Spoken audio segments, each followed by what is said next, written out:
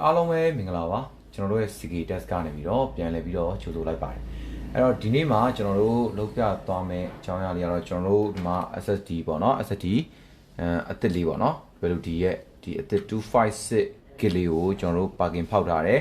parking ဖောက်ထားတဲ့ဥစ္စာလေးကိုမှကျွန်တော်တို့တွေကဘာပြီးတော့အသစ်ဆိုလို့ရှိရင်ကျွန်တော်တို့ဘယ်လိုမျိုးတွေလောက်ကမလဲဆိုတဲ့ပုံစံမျိုးလေးကိုကျွန်တော်တို့တွားပြီးတော့တစ်ချက်လုပ်ပြမှာပေါ့နော်အဲ့တော့လိုက်ကြည့်လိုက်ရအောင်ကျွန်တော်ကအဲ့တော့ကျွန်တော်စီမာကဒီမှာ USB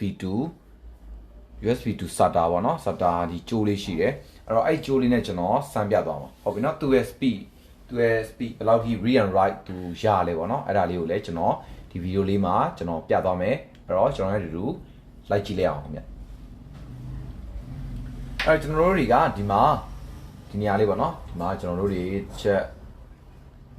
်ထိုးလိုက်မယ်ထိုးပွားရင်တော့ကျွန်တော်တို့ကျွန်တော်တက်လိုက်နော်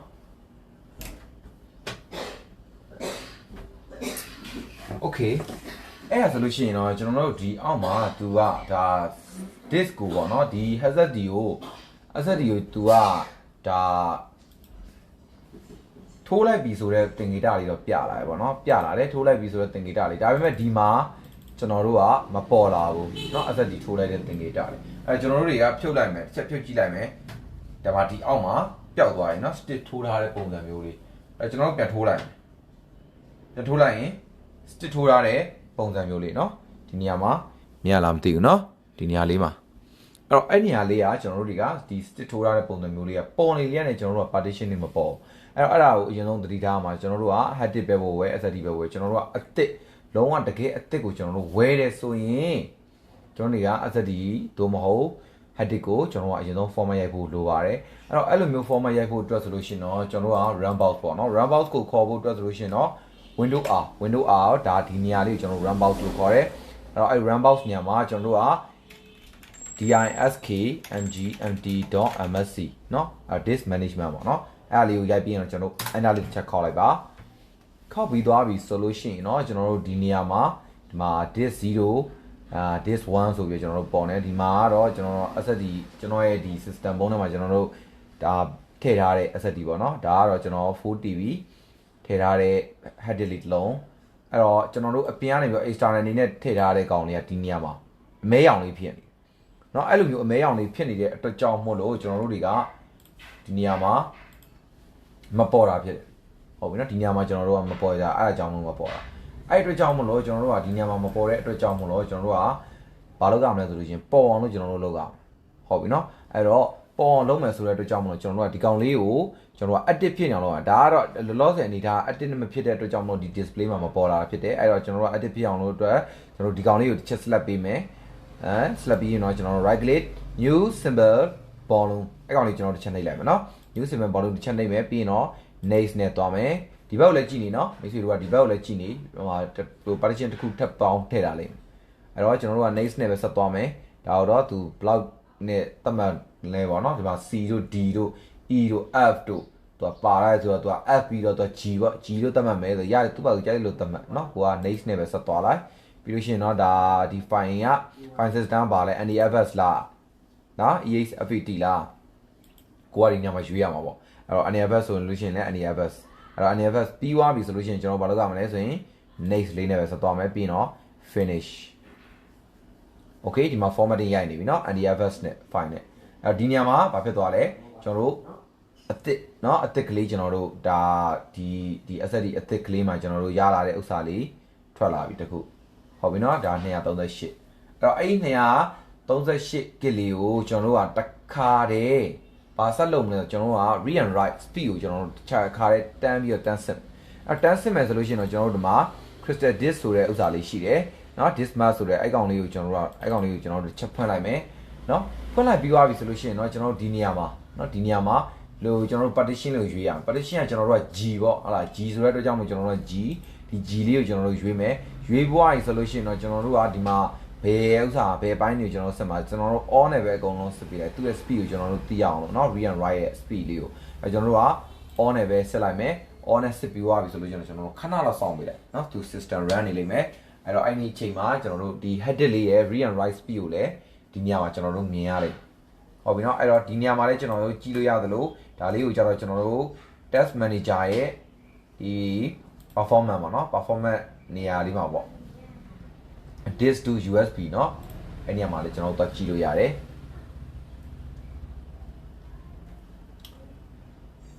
အဲ့နေရာမှာသူတို့ရှင်ပြီးတော့ကြည့်မယ်เนาะကျွန်တော်တို့ဒီမှာရှင်ပြီးတော့ချက်ကြည့်မယ် we can write loud speed လေးပေါ့เนาะ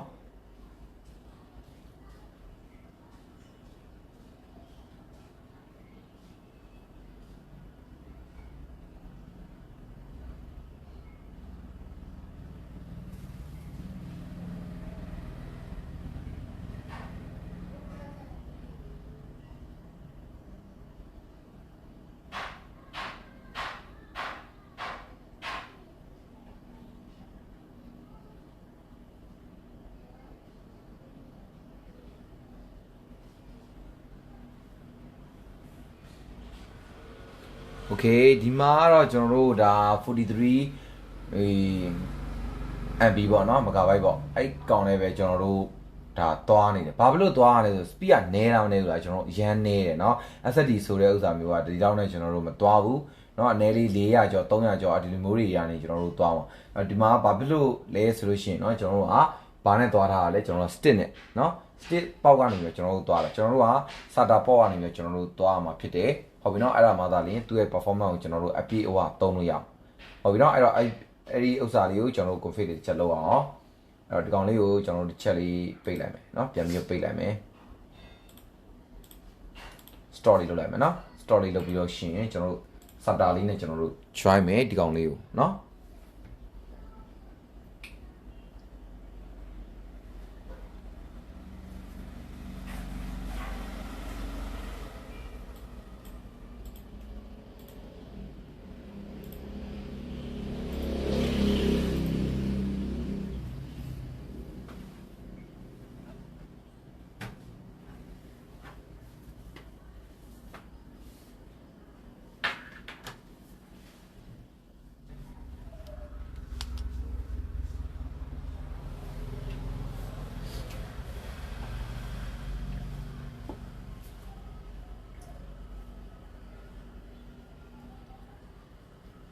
โอเคเนาะဒါဆိုလို့ရှိရင်ကျွန်တော်ဒီမှာ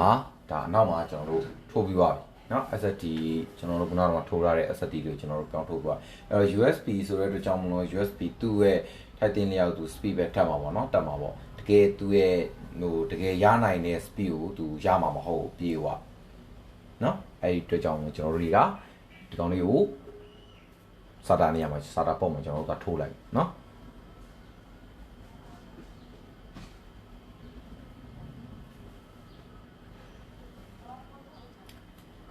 အဲ့ဒီ software လေးကကျွန်တော်တို့ hard disk လည်းမဟုတ်ဘူး hard disk ကောဒါ SSD တွေရောအကုန်လုံးကျွန်တော်တို့ဒါ test လုပ်လို့ရတယ်ပေါ့နော်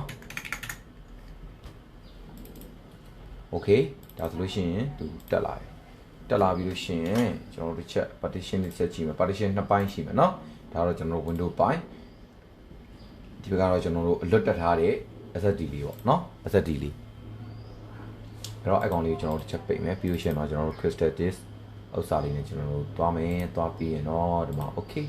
ဒီရောက်ပြီဆိုလို့ကျွန်တော်တို့ all လေးနဲ့ပဲကျွန်တော်တို့သွားတယ်เนาะကျွန်တော်ဘာမှကျွန်တော်တို့မလုပ်ဘူးเนาะအဲ့တော့အဲ့မှာလဲကျွန်တော်တို့ဒါ speed read and write ကိုကျွန်တော်တို့စစ်သလိုဒီနေရာမှာကျတော့ကျွန်တော်တို့ကြည့်ရမှာပေါ့เนาะဒါကတော့ software နဲ့ကျွန်တော်တို့စစ်တာပေါ့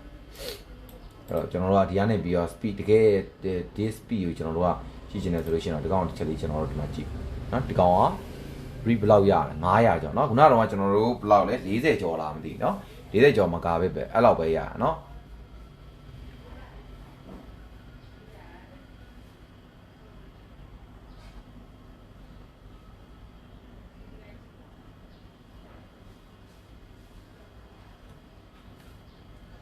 ဒါဒီကောင်လေးเนาะဒီကောင်လေး DSG C နဲ့ G နဲ့ကျွန်တော်မှားထောက်ပြတာ G မှာလုံးဝเนาะ900ကျော် speed ကောင်းတာเนาะ speed ကောင်းတယ်လို့ကျွန်တော်တို့ပြောရမယ်တော့900ကျော်တွေကြီးပဲ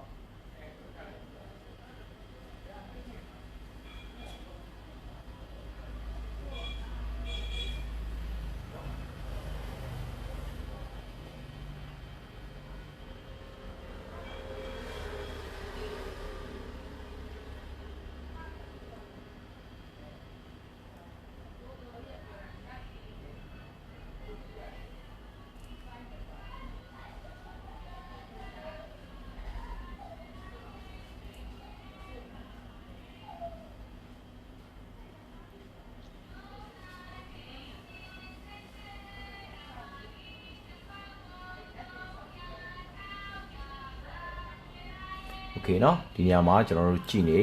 ဒါ read speed ပေါ့နော် read speed သူ faster သူနေရာနဲ့သူအစင်းစင်းနဲ့သူစစ်သွားတယ်ဒါလုံးဝမိုက်တယ်ပေါ့နော်ကောင်းတယ်ပေါ့လုံးဝအစ်စ်ပါကင်တစ်ခုကကျွန်တော်တို့900ကျော်ပြေးနေရเนาะ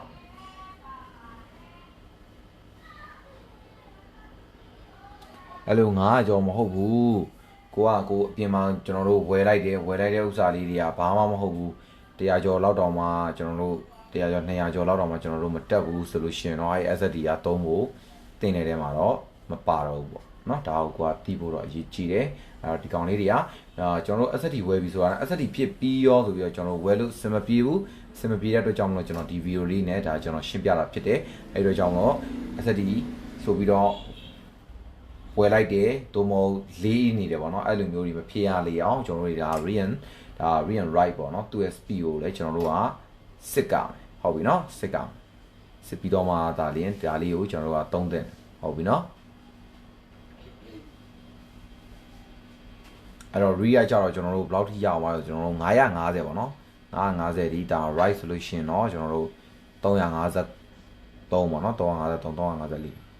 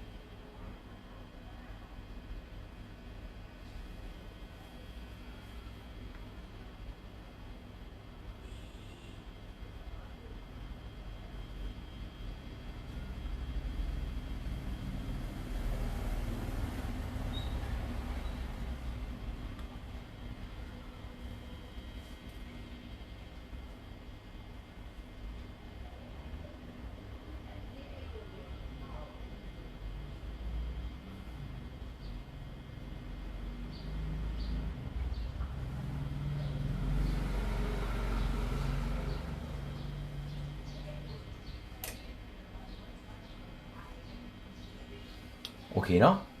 ဒါဆိုလို့ရှိရင်ကျွန်တော်တို့ဒါစစ်ကြည့်လို့ဒါအဆင်ပြေသွားပြီเนาะဒါဆိုလို့ရင်ပြီးသွားပြီသူ့ရဲ့ record set တွေအကုန်လုံးသူထွက်လာပြီเนาะသူ chip ဒီပေါ်မှာကျွန်တော်တို့ဒီ chip ဒီ SSD ထဲမှာတက်ဆင်ထားတဲ့ chip တွေရဲ့လောက်ဆောင်နိုင်စွမ်းတွေကဘလောက်ဆိုသူပေါ်ပြပြီးသွားပြီဒီလိုမျိုး900ကျော်ဆိုလို့ရှိရင်900ကျော်353ဒါဆိုလို့ရှိရင်ဒါစိုးပေါ့เนาะကောင်းတယ်လို့ကျွန်တော်တို့ပြောလို့ရတယ်ဟုတ်ပြီเนาะအဲ့တော့ SSD တစ်လုံးကိုဝယ်လာပြီဆိုလို့ရှိရင်တော့ကျွန်တော်တို့တွေကဒီ speed နှေးနေတာတို့ဘာတွေဖြစ်နေတယ်ပေါ့နော်အဲ့လိုမျိုးတွေဖြစ်နေတယ်ဆိုလို့ရှိရင်ဒီ memory test speed လေးနဲ့ကျွန်တော်တို့ချက်တော့စစ်ပြီးတော့မှသာလင်းကျွန်တော်တို့တွေက SSD ကို